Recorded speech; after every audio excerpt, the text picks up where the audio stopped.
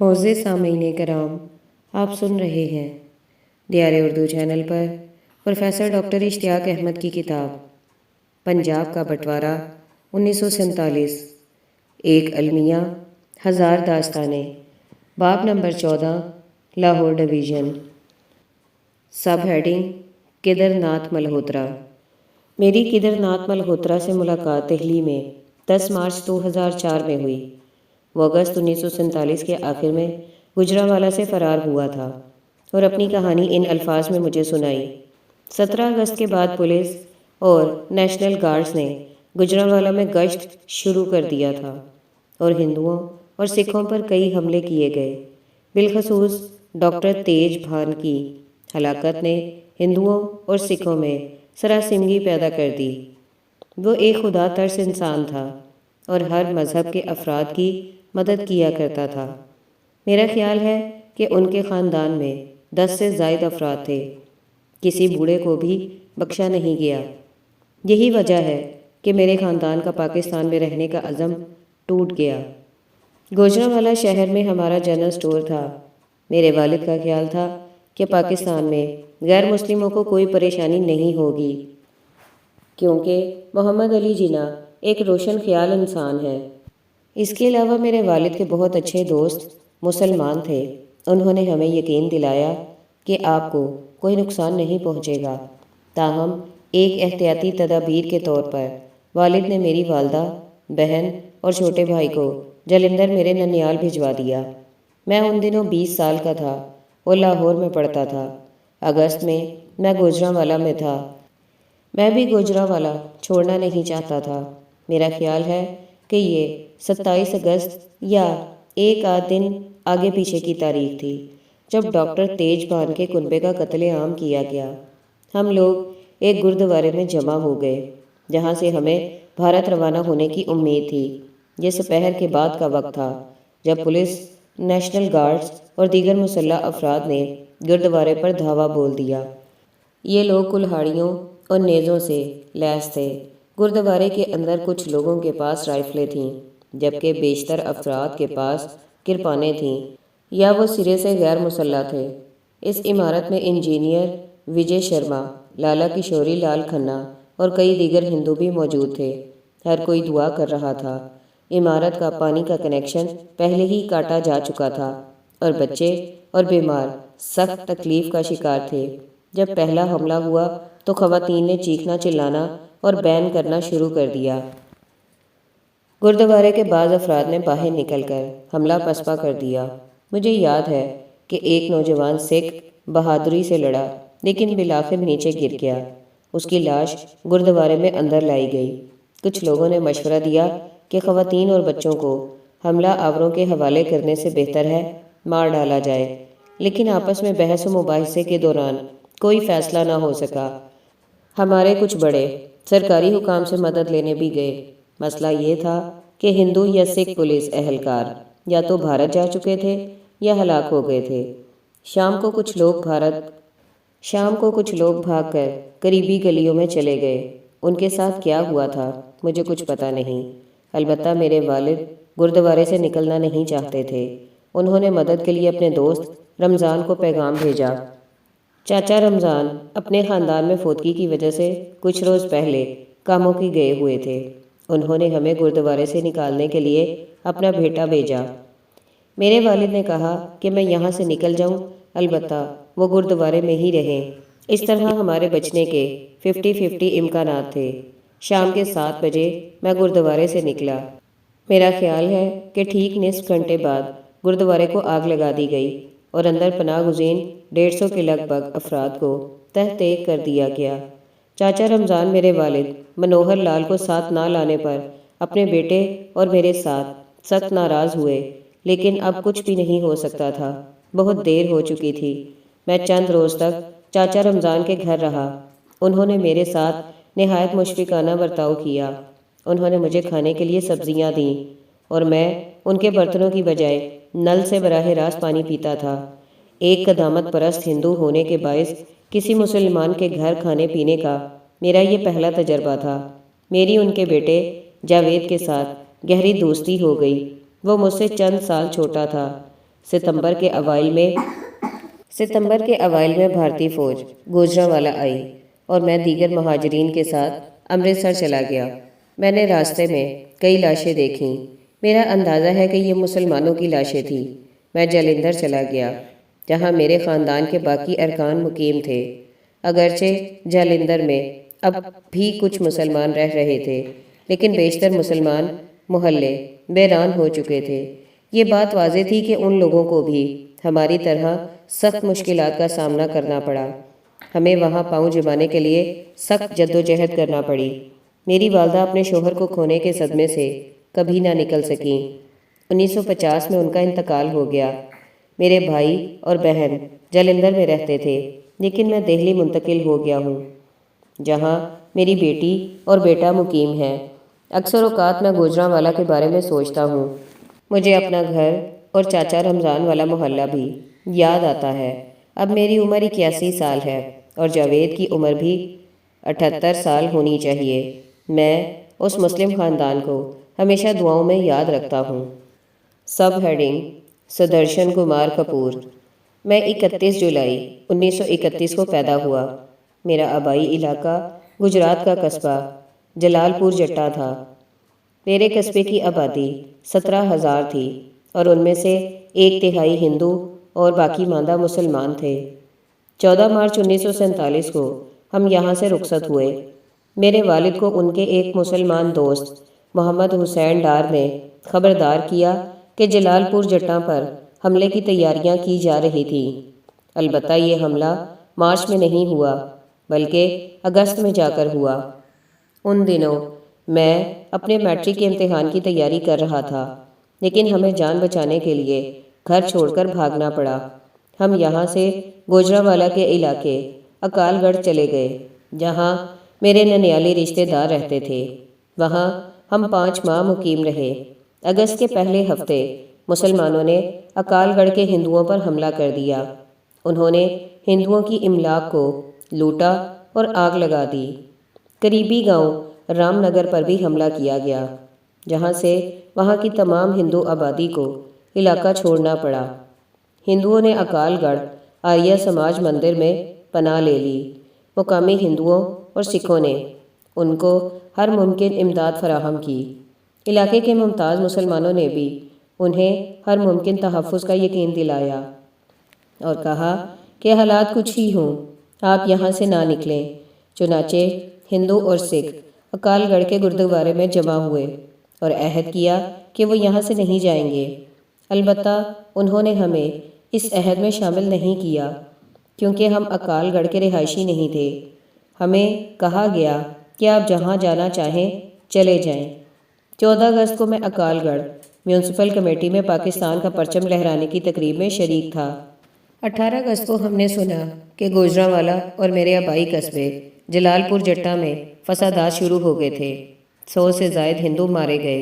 میں چاچا محمد حسین ڈار کا ممنون ہوں کہ جنہوں نے ہمیں قبل از وقت خبردار کیا اور ہمیں بچا لیا۔ وہ بہت اچھے نعت خواں تھے۔ 22 اگست کو ہم ڈوگرا فوج کی میت میں سرحد پار کر گئے۔ بعد میں مجھے بدری ناتھ کپور سے پتہ چلا کہ 7 ستمبر 1947 کو اکال گڑھ میں حملہ کر کے تمام غیر مسلموں کو موت کے گھاٹ اتار دیا گیا۔ مشرقی پنجاب میں بھی ہم نے ہزاروں مسلمانوں کو ایسی بربریت کے ساتھ قتل ہوتے دیکھا۔ سب ہیڈنگ: کاموکی میں ٹرین میں قتل عام۔ ٹرینوں پر حملوں کا سلسلہ مارچ 1947 سے ہی شروع ہو چکا تھا۔ آغاز میں درجنوں افراد مارے گئے۔ البتہ 14 اگست کے بعد اس قسم کے حملوں میں شدت آ گئی اور ہزاروں افراد کو قتل کر دیا گیا۔ مجھے پاکستان آرمی کے ریٹائرڈ افسر نے بتایا کہ 1948 کے آغاز میں اس نے بھارت جانے والی ٹرین اپنی آنکھوں سے لاشوں سے بھری دیکھی۔ تاہم نومبر 1947 کے بعد ٹرین پر حملوں میں نمایاں کمی آ گئی۔ ہندوؤں اور سکھوں کی ٹرین پر حملوں میں ایک بدترین حملہ 25 اور 26 ستمبر کو کاموکی میں کیا گیا۔ قبل ازیں کلب علی شیخ کے تاثرات بیان کیے جا چکے ہیں۔ ان کے والد ریلوے پولیس میں ملازم تھے، جنہوں نے کاموکی ٹرین میں قتل عام کا ذکر کیا تھا۔ اخبار دی ٹریبیون جو لاہور سے مشرقی پنجاب میں منتقل ہو گیا تھا نے اس افسوسناک واقعے کی رپورٹ 1 اکتوبر 1947 میں بیان کی اور کہا کہ واقعہ 30 ستمبر کو رونما ہوا۔ یہ تاریخ درست نہیں۔ کھوسلا اور SGPC رپورٹوں میں اس واقعے کا ذکر ہے۔ بہرحال یہ ٹرین ضلع جہلم کے گاؤں پنڈ دادن خان سے بھارت کے لیے روانہ ہوئی۔ اس پر ضلع گوجرانوالا کے علاقے اب تحصیل کاموکی میں حملہ کیا گیا۔ دی ٹریبیون کے مطابق 3500 میں سے صرف 150 افراد زندہ بچ سکے۔ 2 اکتوبر کی ٹریبیون کی اشاعت میں بچنے والے افراد نے بتایا کہ ٹرین کو لاہور کا سفر جاری رکھنے کی بجائے واشنگ شیڈ بھیج دیا گیا۔ میری ملاقات مسز ساوتری دت چبڑ سے دہلی کے نواحی علاقے نوئیڈا میں 29 مارچ 2004 کو ہوئی۔ اس نے بتایا کہ پنڈ دادن خان میں ان کی رشتہ داری تھی۔ ٹرین میں ان کے کئی رشتہ دار حتیٰ کہ خالہ اور خالو بھی سوار تھے۔ کوئی زندہ نہ بچا۔ کھوسلا رپورٹ میں بھی اس واقعے کا ذکر ہے۔ ٹریبیون نے ہلاکتوں کی جو تعداد بتائی ہے وہ اس لیے درست نہیں کیونکہ کھوسلا رپورٹ کے مطابق 600 عورتوں کو اغوا بھی کر لیا گیا تھا۔ پنجاب پولیس کی 27 ستمبر 1947 کی انٹیلیجنس رپورٹ میں بتایا گیا کہ کاموکی میں 408 ہندو اور سکھ مارے گئے، 50 افراد شدید جبکہ 537 معمولی زخمی ہوئے۔ بڑی تعداد میں خواتین کے اغوا کی بھی اطلاعات ہیں۔ اس رپورٹ میں بتایا گیا کہ سکھوں نے سرحد پار کر کے قصور اور دیگر علاقوں میں مسلمانوں پر حملے کیے۔ کئی مسلمان خواتین کو بھی اغوا کرنے کی اطلاعات ہے، لیکن officer commanding major Diljit Singh نے اس کے سدے باب کے لیے کچھ نہیں کیا۔ سب ہیڈنگ ایک چشمدید گواہ کے تاثرات۔ ایک سینئر پاکستانی افسر جو اپنی شناخت ظاہر نہیں کرنا چاہتا نے کاموکی ٹرین پر حملے کے بارے میں مجھے یہ تفصیلات بتائیں۔ میرے والد دہلی میں رہ گئے تھے کیونکہ وہاں وہ ماؤنٹ بیٹن کی سربراہی میں قائم پارٹیشن کونسل کے معاملات میں شامل تھے۔ ہم اور 6 دیگر پاکستانی خاندان پالم ایئرپورٹ کے قریب مقیم تھے۔ پہلے علاقے کی سیکیورٹی بلوچ رجمنٹ کے سپرد تھی، لیکن ایک روز میرے والد نے دیکھا کہ ان کی جگہ گورکھا اور ڈوگرا فوج نے لے لی ہے۔ اس سے وہ تشویش میں مبتلا ہو گئے۔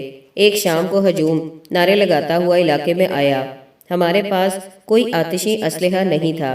میرے والد اور بڑے بھائی جن کی عمر محض 14 سال تھی، جن کے پاس صرف چھڑیاں تھیں، باقی تمام اہل خانہ سے کہا گیا کہ چارپائیوں کے نیچے چھپ جاؤ۔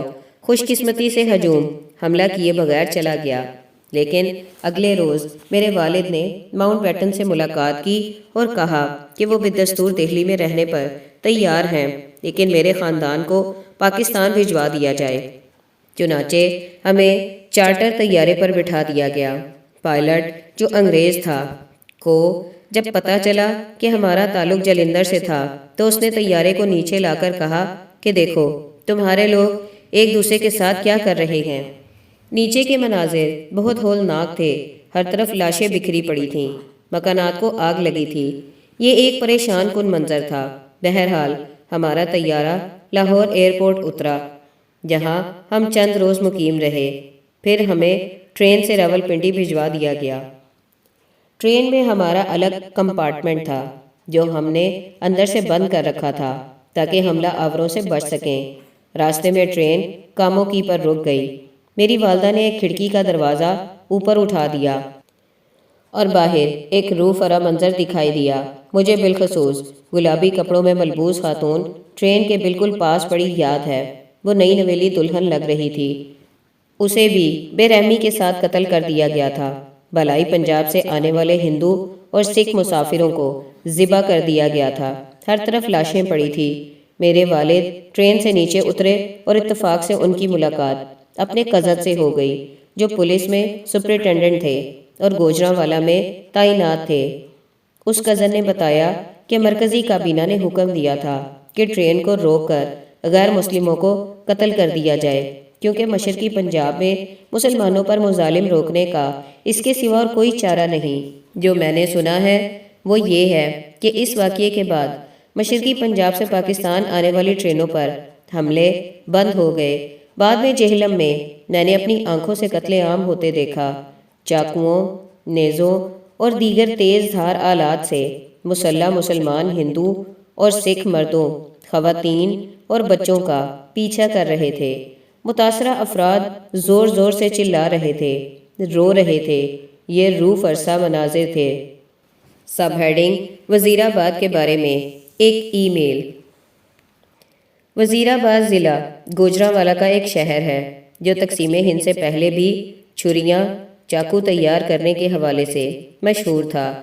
کارخانوں کے مالکان زیادہ تر ہندو تھے۔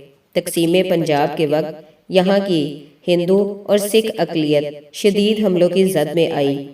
اس کی ایک مثال وزیر آباد سے سیالکوٹ جانے والی ٹرین میں غیر مسلموں کا قتل عام ہے۔ دیگر کئی مواقع کی طرح یہاں بھی ایسے واقعات ہوئے جن میں دوستوں اور تعلق داروں نے کئی بے گناہ جانیں بچائیں۔ مجھے 14 دسمبر 2004 کو دیویندر بھردواج کی ایک ای میل موصول ہوئی جس میں انہوں نے مجھے اپنے نانا کے فرار کی تفصیلات بتائیں۔ میرے نانا جی پنڈت بسنت رام وزیر آباد کی ممتاز شخصیت تھے۔ وہ میونسپل کمیٹی کے امور میں کافی فعال تھے اور شہر کے امیر ترین افراد میں ان کا شمار ہوتا تھا۔ ان کی جان ایک وفادار مسلمان نے بچائی تھی۔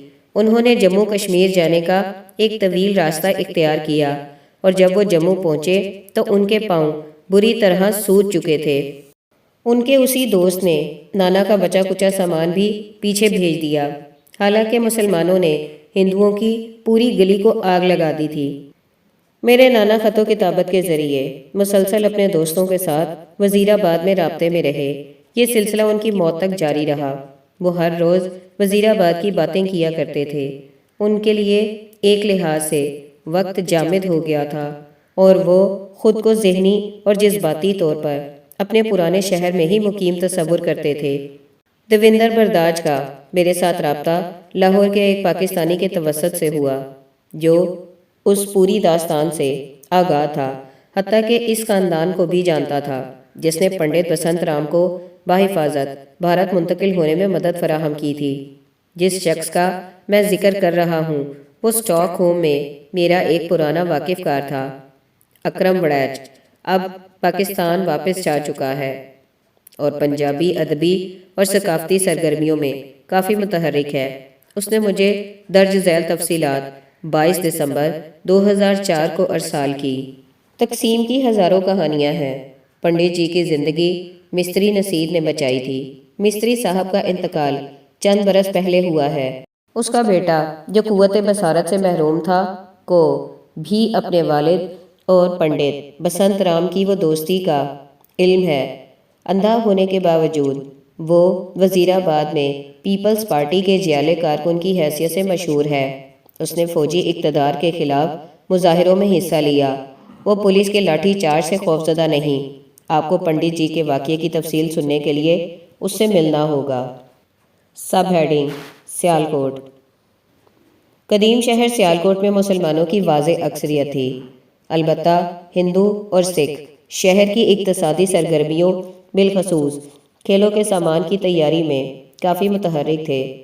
1941 کی مردم شماری کے مطابق ضلع سیالکوٹ کی آبادی 12 لاکھ سے معمولی کم تھی، جس میں 62.90% مسلمان، 19.41% ہندو اور 11.71% سکھ تھے۔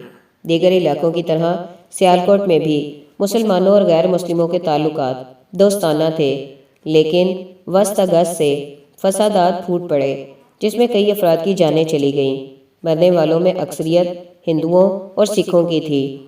سیالکوٹ جموں کی سرحد پر واقع ہے اور تقسیم کے دوران ہونے والے فسادات کی وجہ سے جموں سے بڑی تعداد میں مہاجرین سیالکوٹ آ گئے۔ میری دہلی میں 9 مارچ 2004 کو ایک معمر سکھ سمپورن سنگھ سے ملاقات ہوئی جس کا آبائی علاقہ سیالکوٹ شہر تھا۔ اس نے مجھے سیالکوٹ کے واقعات کی تفصیل یوں بتائی۔ میری پیدائش سیالکوٹ کے کھتری برادری کی ذیلی ذات سچ دیو سے تعلق رکھنے والے سکھ گھرانے میں 1921 میں ہوئی۔ جب ہنگامے شروع ہوئے تو میرے اہل خانہ اور میں نے گردوارہ بولی صاحب میں پناہ لی، جہاں کئی دیگر سکھ بھی موجود تھے۔ حملہ اس وقت ہوا جب پاکستان بن چکا تھا۔ ہم نے خراب حالات کے باوجود سیالکوٹ میں ہی رہنے کا فیصلہ کیا۔ میرے والد ڈاکیا تھے اور ہر مذہب کے افراد ان کی عزت کرتے تھے۔ ان کے پاس دانتوں کے علاج کا ایک خاندانی نسخہ تھا جو وہ ہر کسی کو مفت دیا کرتے تھے، اس لیے ہر کسی کو ان کی ضرورت پڑتی رہتی تھی۔ حملے کی قیادت پولیس اور مسلم لیگ نیشنل گارڈز کی وردی میں ملبوس افراد نے کی۔ یہ لوگ اللہ اکبر اور یا علی مدد کے نعرے لگا رہے تھے۔ سکھوں نے بھی جواب میں نعرے لگائے، لیکن ہماری تعداد بہت کم تھی اور ہم چاروں طرف سے محاصرے میں تھے۔ ہم نے مزاحمت کی، بھرپور کوششیں کیں، لیکن گولیوں کے سامنے ہماری کوئی نہ چلی۔ کچھ لوگوں نے ڈر کر گردوارے سے بھاگنے کی کوشش کی۔ میں اور میرے والد بھی باہر نکل آئے۔ ہم نے ایک دوسرے کے ہاتھ پکڑ رکھے تھے۔ میرے والد بوڑھے تھے، اس لیے زیادہ تیز نہیں دوڑ سکتے تھے۔ اس کے علاوہ بہنیں اور ماں بھی نہیں بھاگ سکتی تھیں۔ کچھ لوگ ہمیں مارنے کی نیت سے ہمارے پیچھے لگ گئے، لیکن اچانک ایک بدماش جس کا نام یقیناً بشیرہ تھا نے دھاڑ کر کہا، خبردار کوئی انہیں نہ مارے، یہ میری پناہ میں ہے۔ حملہ آور گروہ رک گیا۔ وہ ہمارے علاقے میں ہی رہتا تھا اور میرے والد نے ایک بار اسے دانتوں کے درد کی دوا دی تھی، بس اس سے ہماری جان بچ گئی۔ لیکن میری والدہ اور بہنوں کو اس وقت زندہ جلایا جا چکا تھا۔ مجھے آج بھی اپنی ماں یاد آتی ہے۔ وہ مجھ سے بہت محبت کرتی تھی اور اس کی کئی مسلمان سہیلیاں بھی تھیں۔ وہ بہت نیک خاتون تھی۔ اس سال سردیوں میں میری چھوٹی بہن کی شادی ہونے والی تھی، جبکہ اس سے چھوٹی اسکول جایا کرتی تھی۔ وہ سب ماری گئیں۔ حملے میں کم از کم 50 افراد کو قتل کیا گیا۔ ہم مہاجر کیمپ میں کئی ماہ تک مقیم رہے۔ آخرکار فوجی آئے اور نومبر کے شروع میں ہمیں ساتھ بھارت لے گئے۔ میرے والد شاید صدمے میں تھے اور اپنی بیوی اور بیٹیوں کی جدائی نہ سہ سکے۔ بہرحال 10 سال بعد وہ بھی چل بسے۔ میں نے ذرا تاخیر سے شادی کی اور دہلی آ گیا۔ آج ہمارے ہمسائے میں مسلمان گھرانے ہیں۔ وہ اچھے لوگ ہیں اور ہمارے خوشگوار تعلقات ہیں، لیکن میرے دل پر جو زخم لگا ہے وہ کبھی مندمل نہیں ہوگا۔ میں اپنے بچوں کو یہ واقعات سنانا چاہتا ہوں، لیکن شاید انہیں ماضی سے کوئی دلچسپی نہیں۔